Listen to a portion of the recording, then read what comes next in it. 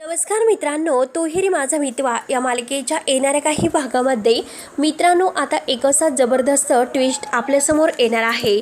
त्यामध्ये मित्रांनो आता असं होणार आहे की आता अर्णवला शेवटी त्याचे बाबा घरी आल्याने खूप मोठा एक आनंद होणार आहे आणि बाबा घरी आल्यामुळे आज अंजलीच्या आणि अर्णवच्या डोक्यावर एक असा मायेचा हात मात्र फिरवणारा कोणीतरी छत्रछाया आज या ईश्वरीमुळे आज आपल्या घरात आलेली आहे।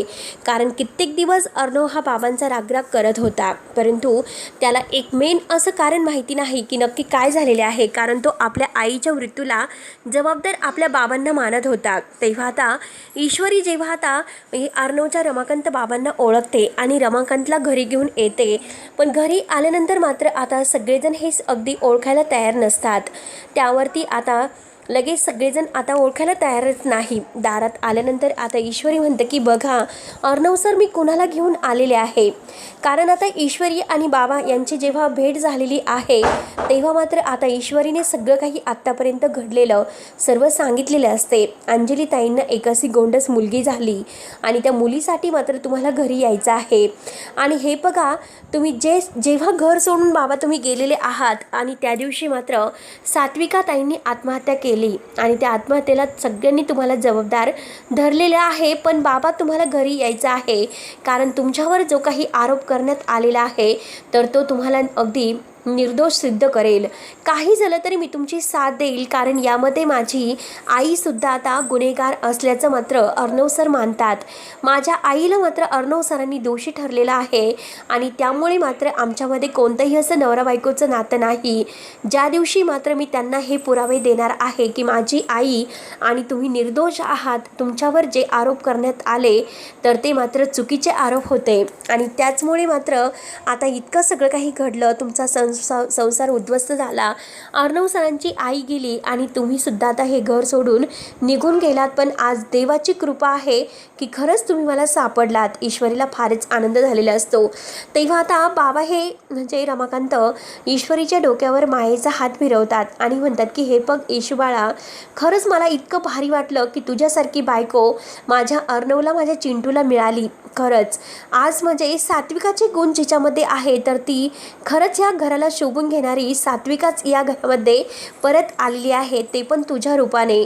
खरंच मला खूप धन्य वाटतं, परंतु शेवट आमचं जे झालेलं आहे की सात्विकाच्या नजरेमध्ये मला उतरवण्यात आलेलं आहे आणि ते करणारं मात्र आता एकच अशी आहे तर ती म्हणजे ही अर्णवची मामी।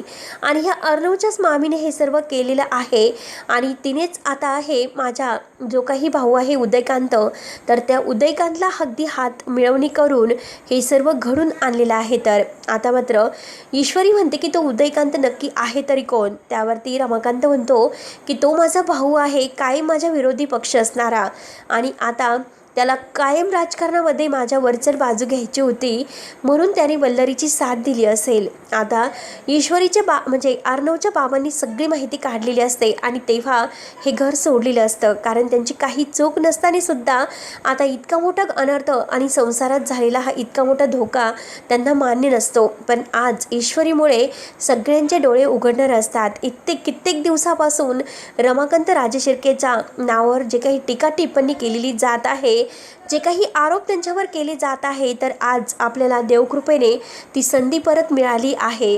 तेव्हा ईश्वरी म्हणते की बाबा तुम्ही ती संधी घालू नका।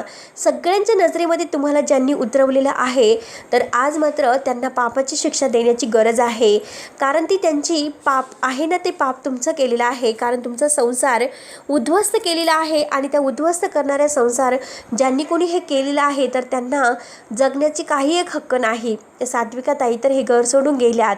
तेव्हा बाबा म्हणतात की अगं हे बघ ईश्वरी, सात्विकाचे सगळे काही गुण हे तुझ्यात आहे, कारण जेव्हा मी तुला बघितलं होतं तेव्हा मला सात्विकाची आठवण झाली होती आणि माझ्या चिंटूला आणि माझ्या या कुटुंबाला खरंच तू सुखात ठेवू शकते। तेव्हा आता अंजली ताईंच्या जीवनामध्ये घडलेला सर्व काही प्रकार आता ईश्वरी मात्र आता ही बाबांना सांगते। बाबांना फार असं वाईट वाटतं, कारण अंजलीला जो नवरा मिळालेला आहे तो इतका वाईट कसा असू शकतो, तो इतका वाईट वागूच कसा शकतो, आणि आता तर अगदी तो जे काही सगळं विसरल्याचं त्याची जी म्हणजे मेमरी आहे तर ती सगळी लॉस झाल्याचं तो जे काही नाटक करत आहे ते सगळं नाटक आहे. कारण आता सगळ्यांच्या नजरेमध्ये तो तर उतरलेला असतो, पण आता एक अशी संधी त्याला मिळवायची असते, कारण ही प्रॉपर्टी त्याला आपल्या नावावर करून घ्यायची असते. म्हणून तो अंजलीला बरोबर हाताला धरून हे सर्व डाव खेळण्याचा प्रयत्न करत आहे. तर परंतु अंजली बरोबर आता याचे सगळे काही आता हे काळे धंदे ओळखणार असते. त्यानंतर मात्र आता ईश्वरी जेव्हा बाबांना घरात घेऊन येते, उंबरठ्यावर बाबांचा पाय तोच लगेच अर्णव खबरदार, या घरामध्ये पाऊल ठेवायचं नाही. या घरात तुम्हाला हक्कच कोणी दिला पाऊल ठेवण्याचा. माझी आई तुमच्यामुळे गेलेली आहे आणि माझ्या आईच्या मृत्यूला तुम्ही कारणीभूत आहात. तेव्हा आता त्याच वेळेस ईश्वरी मात्र पुरावा तेथे घेऊन आलेली असते, ते म्हणजे सुप्रिया.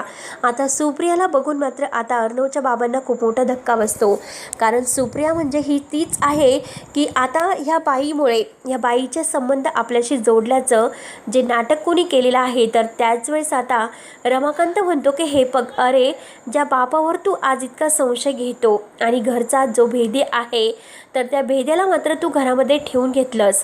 कारण जेव्हा हे सर्व घडले आणि हे घडणारा कोण आहे हे सगळं काही मी शोधून काढलेलं आहे. अर्णवच्या बाबांकडे त्याचा पुरावा असतो. काही झालं तरी अर्णव हे बघ तुझ्यासमोर पुरावा शेवटी येईलच, आणि तो पुरावा असा असेल की तुला खरं कोण आहे आणि खोटं कोण आहे या सगळ्याची सत्याची जाणीव होईल. परंतु आता मला नातं तोडायचं नाही, कारण या घरामध्ये सगळेजण आनंदाने आणि गुण्यागोविंदाने राहतात. माझं तर काय राहिलेलं आहे, माझं अख्खं जीवन मी आता परमेश्वराच्या पायाशी समर्पित केलेलं आहे. त्यामुळे ईश्वरी जर मला आज भेटली नसती तर खरंच मी कधीही या घरात परत पाऊलसुद्धा ठेवलं नसतं. तेव्हा आता ईश्वरी म्हणते की अर्णव सर, इतक्या दिवसातून तुमचे बाबा घरी आलेत, त्यांना नक्की काय सांगायचं आहे? त्यांचा काही गुन्हा नसताना त्यांच्यावर आज ही परिस्थिती ओढवली गेली आहे. इतक्या मोठ्या संकटातून मी त्यांना घरी आणलेलं आहे. देवाची कृपा समजा की आज तुमचे बाबा तुम्हाला परत मिळाले. आई तर तुम्हाला कायमची सोडून गेली, पण एका बापाचं काहीच काय असतं, एका बापाची माया काय असते अर्णव सर तुम्हाला नाही समजणार. आणि आज तुम्हाला त्या बापाच्या मायेची गरज आहे. प्लीज तुम्ही त्यांना घरातून हाकलून देऊ नका. जे आहे ना पुरावे, ते पुरावे तुम्हाला लवकरच मिळतील.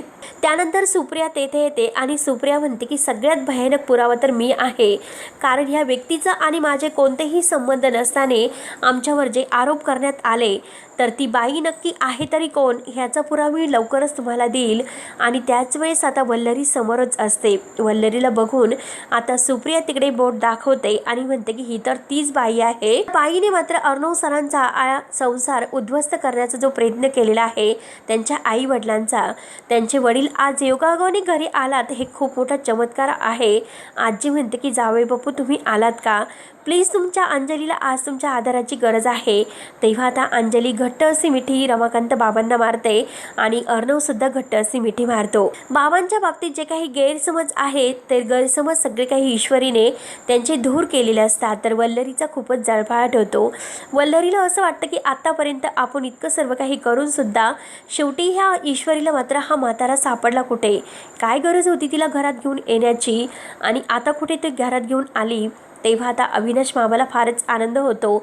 आजीला सुद्धा आनंद होतो, कारण इतक्या दिवसातून रमाकांत राजा शिर्के चक्क आपल्या घरात आलेले आहे आणि अर्णवने सुद्धा त्यांना माफ करून अगदी प्रेमाने जवळ घेतलेलं आहे. तर तेव्हा आता बाबा आपल्या अर्णवची झालेली प्रगती आणि आपल्या अर्णवचं हे कुटुंब बघून इतके खुश होतात, कारण ईश्वरीसारखी बायको अर्णवला मिळाली हे त्याचं भाग्य आहे असे मात्र ईश्वरीच्या डोक्यावर हात ठेवून आता मात्र बाबा त्यांना आशीर्वाद देतात. आणि त्याच वेळेस आता अर्णव हा ईश्वरीला प्रपोज करतो, कारण ईश्वरीमुळे आज त्यांना त्यांच्या बापांचं जे काही मातृछाया आणि पितृछाया आहे हे सगळं काही मिळालेलं असतं. आणि आता सगळीकडे आनंदही आनंद होतो. आणि बाबांच्या येण्याने मात्र आता एक खूप मोठी पार्टी घरामध्ये आयोजित केलेली असते.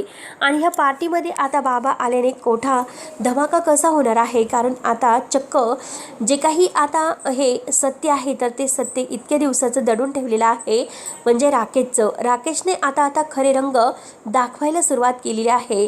आणि राकेशच्या एक एक खऱ्या रंगाचा मात्र आता सगळ्यांच्या समोर आता पर्दाफाश होणार आहे। तर अर्णवचे बाबा आल्यामुळे मात्र ईश्वरीला एक अशी मोलाची साथ मिळाली आहे आणि अर्णवला सुद्धा। तेव्हा आता मित्रांनो, ईश्वरीचे बाबा नक्की अर्णव आणि ईश्वरीला काय साथ देतात आणि त्यांचा सुखी संसार अगदी कसा परत फुलतो, कारण आज या पार्टीमध्ये अर्णवने चक्क ईश्वरीला सगळ्यांच्या समोर प्रपोज केलेला आहे आणि सगळ्यांच्या समोर आपल्या बायकोचा हक्क सुद्धा दिलेला आहे।